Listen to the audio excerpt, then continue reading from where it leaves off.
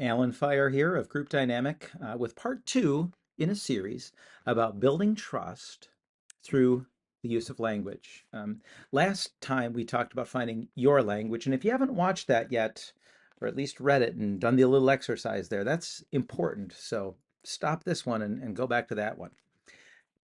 Last time we figured out what our primary languages were. Mine is action and enthusiasm. Um, and the challenge was, are there ways you can find that that helps you in your work? And are there ways that you can find that they can hurt you in your work? That's what we did last time. This time, I'm going to talk about being more effective in building trust with others by leaning away from our language. Mine are action and enthusiasm. What that has often been when I'm unfiltered is way too much intensity for a lot of people.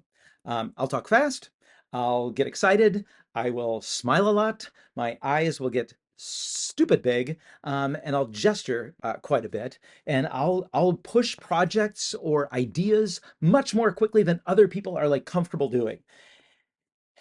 And so something that I've learned, not quickly enough, but something that I've learned is to tone that down a bit, is to lean away from that language. When I was a teacher in 1999, a student came to me and said, "No offense, Mr. Fire, but your positive attitude makes me want to kill puppies. I would rather scrape roadkill off Highway 92 than sit through another one of your happy, happy band practices." That didn't stick with me as much as it should have. Well, actually, it stuck with me. It was 25 years ago, but it didn't affect me as much as it could have or should have. What she meant to say, I think, was, could you please tone down your speed and your hype?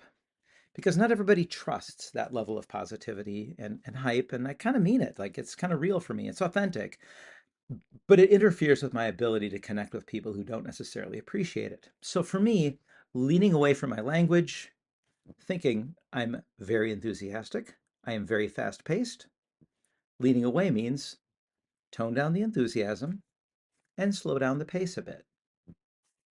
If you look at the languages that are opposite of mine, those would be accuracy and stability. If I were somebody whose primary languages were accuracy and stability, a way that I could lean away from that would be to not make sure that everything is perfect before moving on, and work a little harder at changing more quickly and speaking up a little bit more. If my primary languages are results and challenge, where I'm very frequently checking things off the list and asking tough questions and trying to conquer hard things, I could lean away from that by being a little less urgent and maybe tempering the intensity of my questioning, or the amount that I pressure people to give me answers. If my primary languages are, say, collaboration and support, I'm really good in making sure everybody's on the same page and everybody's on board and everybody has what they need. I can lean away from that language a little bit by talking more about being willing to move ahead, once we have a plan, even if not everybody has everything they need all the time.